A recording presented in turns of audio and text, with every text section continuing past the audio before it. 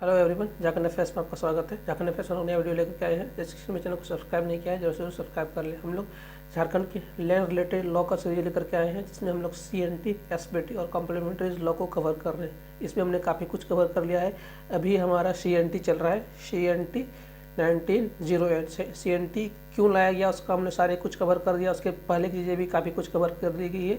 CNT का भी हम लोग चैप्टर 3 कवर करने वाला है। CNT के पीछे का पर्पस क्या था वो सारी चीज़ें आपको हमने पहले बता दिए थे, फिर से बता देते हैं। CNT हुआ था, CNT छोटा नागपुर टेन्योर एक्ट 1869 के फेलियर के बाद ये लाया गया था। ये सब चीज़ें अगर आप नहीं देखे हैं, इसको अच्छे समझने के लिए हमारा लास्ट वीडियो जाकर के देख सकते हैं। चलिए शुरू करते हैं आज का वीडियो। आज का वीडियो भी बहुत इंपॉर्टेंट होने वाला है।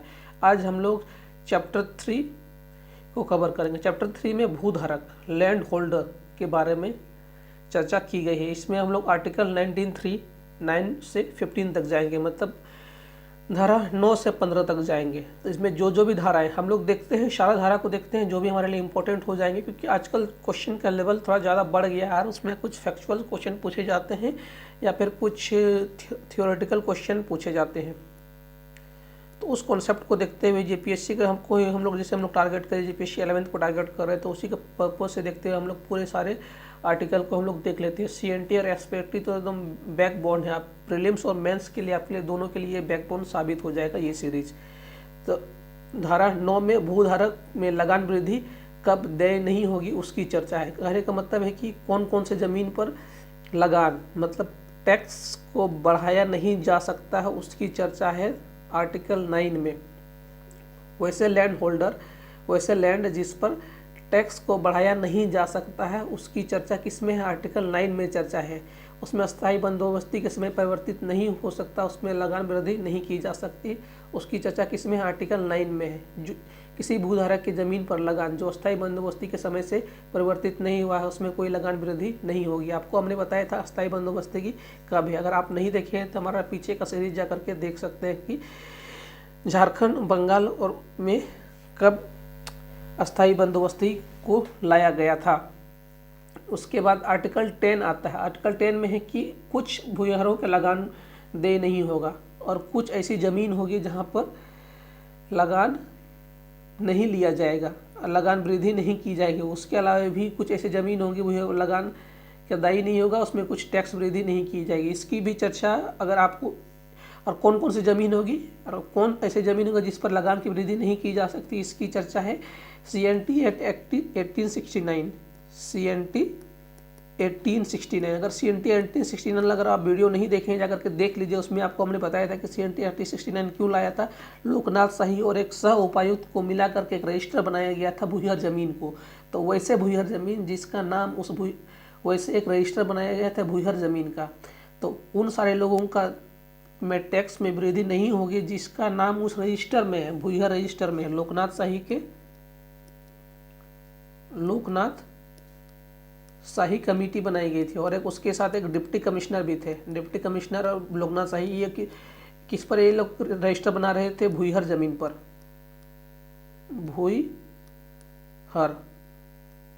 भूयहर जमीन किसकी होती है आपको हमने बताया है, उरावों की होती है भूयहर जमीन। उसी की चर्चा है आर्टिकल 10 में। उस सारे भूयहर जमीन पर टैक्स की वृद्धि या लगान की वृद्धि नहीं की जा सकती है जिसका रजिस्टर में नाम है। उस रजिस्टर में लोकनाथ शाही और डिप्टी कमिश्नर के रजिस्टर में जिनका नाम है, अगर आप वो वीडियो नहीं देखे हैं तो आपको कनेक्ट करने के लिए बहुत इंपॉर्टेंट हो जाएगा। आर्टिकल 10 ये हमारे लिए इंपॉर्टेंट है, इससे कोई क्वेश्चन पूछ जाने की संभावना है। आर्टिकल 11 भूधारकों के कुछ अवतरणों पर रजिस्ट्रीकरण। कतिपय मीन्स होता है, कुछ अंतरणों मीन्स होता है, इसको हम लोग बोलेंगे तबादला। जैसे हम लोग यहाँ से यहाँ तबादला कर जाए, मतलब अगर जब जैसे होता है कि एक लैंड होता है, एक आदमी से दूसरे आदमी के पास भी ट्रांसफ़र हो सकता है, तो उसी का क्रय विक्रय, लेन देन, दान, बहुत ऐसी चीज़ें होती है ज़मीनों की। उसी का रजिस्ट्रीकरण कैसे किया जाएगा? उस लैंड का जब क्रय किया जाएगा, विक्रय किया जाएगा, किसी को दान में दिया जाएगा, किसी को गिफ्ट में दे दिया जाता है, तो उसी की चर्चा किसमें? आर्टिकल 11 में चर्चा है। भूधारक मीन्स होता है जिसने लैंड को होल्ड किया है। उसका अंतरण मतलब तबादला या फिर उसका ट्रांसफ़र, उसको हम लोग उस तरह से बोल सकते हैं। उत्तराधिकारी को ट्रांसफ़र किया जाता है, विरासत में मिलता है, क्रय विक्रय किया जाता है, दान किया जाता है, विनिमय किया जाता है। तो उसका रजिस्ट्रीकरण कहाँ होगा, अब कौन से कार्यालय में, क्या कार्यालय में, भूस्वामी के कार्यालय में रजिस्ट्रीकरण कराया जाएगा तथा इसके उपबंधों में भूधरपित के अंतरण और रजिस्ट्रीकरण प्रक्रिया का ही वर्णन है। सारी चीज़ों का वर्णन किसमें है, इसमें कहाँ रजिस्ट्री किया जाएगा, कौन से कार्यालय में किया जाएगा, क्या क्या प्रोसेस होगा, इसकी चर्चा किसमें है, आर्टिकल 11 में है। इसकी पूछे जाने की संभावना है आर्टिकल 12, इसमें भूधरपितों के अंतरण के रजिस्ट्रीकरण का आदेश पत्र भूस्वामी द्वारा इनकार किए जाने के पर, मतलब अगर किसी की ज़मीन की रजिस्ट्री हो रही है मान लीजिए और उसने उस आदेश पत्र को इनकार कर दिया, उस रजिस्ट्री को इनकार कर दिया, रजिस्ट्री कराने से इनकार कर दिया, तब उसको लेकर के कहाँ पर जा सकते हैं, तो उस केस में धारा 11 का अगर कहीं पर उल्लंघन होता है, मतलब लैंड ओनर ने अगर उसका उल्लंघन कर दिया है, रजिस्ट्री का उल्लंघन कर रहा है, तो वो कहाँ पर जा सकते हैं, अंतरिम उपायुक्त के पास आप उसको लेकर के जा सकते हैं, आवेदन कर सकते हैं और जांच के बाद आयुक्त अंतरण रजिस्ट्री होने का आदेश दे सकता है, मतलब जांच करेगा आयुक्त, उसके बाद उसको रजिस्ट्री करने का आदेश दे सकता है।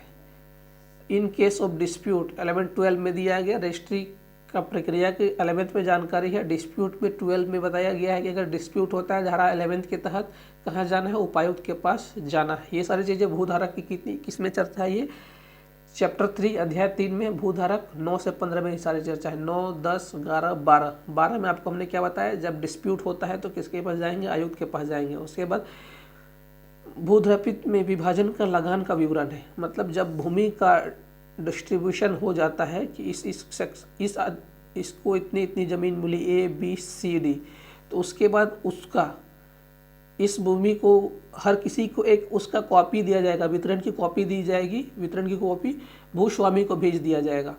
मतलब जो उस लैंड ओनर का, मतलब मान लीजिए एक परिवार के 5 भाई थे या फिर 4 भाई थे या फिर 5 भाई थे, अब जब उसका वितरण हो गया उसकी कॉपी उसको मेन आदमी को भेज दिया जाएगा, हर किसी को ABCDE को भेज दिया जाएगा सबको, और उसके बाद उन किसी में किसी को भी अगर उसमें आपत्ति हो और मान लीजिए उनमें किसी ने भी उसमें लगान नहीं पे किया, उसका टैक्स नहीं पे किया, हर किसी का एक, आपको अगर घर में भी आपकी हर किसी की एक ज़मीन होती है, उस ज़मीन का एक टैक्स कटवाना होता है, हर ज़मीन की एक टैक्स कटवानी होती है। अगर आप टैक्स, भले कोई ज़रूरी नहीं है कि इसी साल कटवाए दूसरे साल कटवाए, लेकिन आप उसको टैक्स कटवाना ही कटवाना होता है। अगर आप नहीं कटवाइएगा तो उसके लिए भी आपके ऊपर केस बन सकता है या फिर वो ज़मीन आपकी सीज भी की जा सकती है। उसी तरह अगर कोई आदमी ABCDE में जब भूमि का विभाजन हो जाता है, अगर उसमें कोई भी डिस्प्यूट होता है या फिर उसमें विभाजन को लेकर कोई भी आपत्ति हो जाती है, तो उसको लेकर कहाँ पर आवेदन कर सकते हैं या फिर वो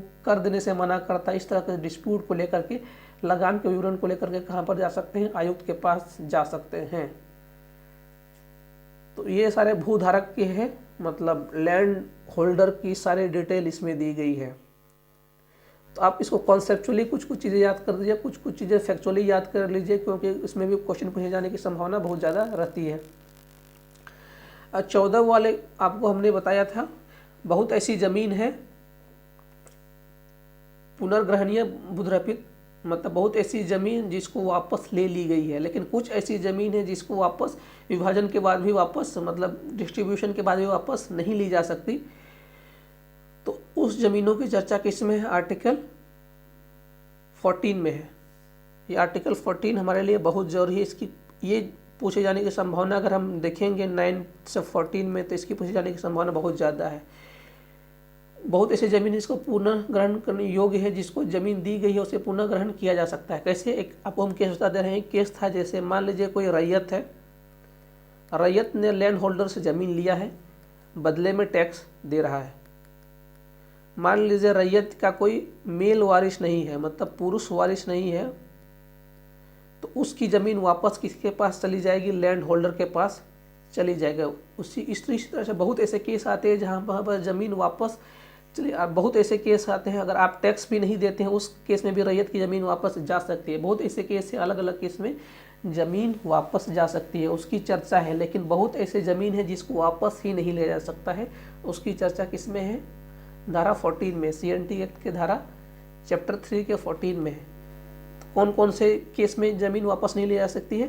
पहला केस क्या है, अगर भूमि पर पहले से ही कोई निवास बना दिया गया हो, निर्माणशाला बना दिया गया, कोई अस्थायी भवन बना दिया गया। मान लीजिए कोई ज़मीन है, अगर उस पर से कोई परमानेंट स्ट्रक्चर बना दिया गया हो, मतलब कोई ज़मीन था, रैयत था, उसने लिया था, अगर उसमें कोई निवास स्थल बना दिया है, कोई और परमानेंट स्ट्रक्चर बना दिया है, उस ज़मीन को लैंड ओनर, भूस्वामी वापस नहीं ले सकता। कोई अस्थायी उद्यान बना दिया गया हो, मतलब गार्डन, बागान, नहर, पूजा स्थल, शमशान, कब्रिस्तान, मतलब पब्लिक यूज की चीज़ें अगर उस ज़मीन पर बना दी गई है तो उस ज़मीन को भी लैंड ओनर वापस नहीं ले सकता है आर्टिकल 14 के तहत CNT एक्ट के।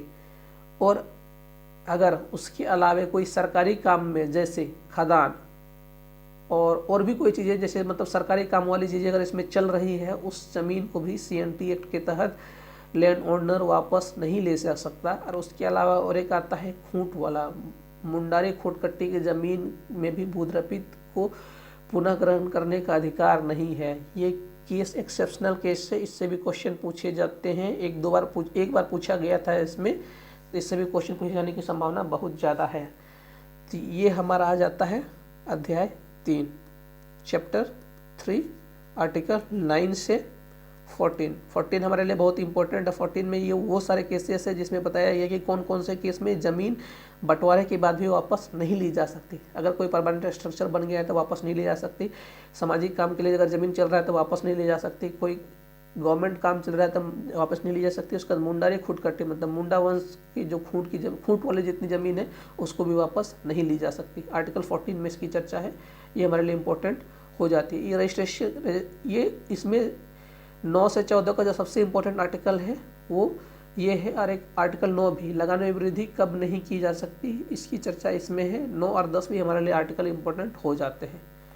तो कोई भी क्वेरी हो कमेंट सेक्शन में दें। और इस वीडियो को देखने के लिए आपका बहुत बहुत धन्यवाद। प्लीज़ लाइक, शेयर और सब्सक्राइब कर दें।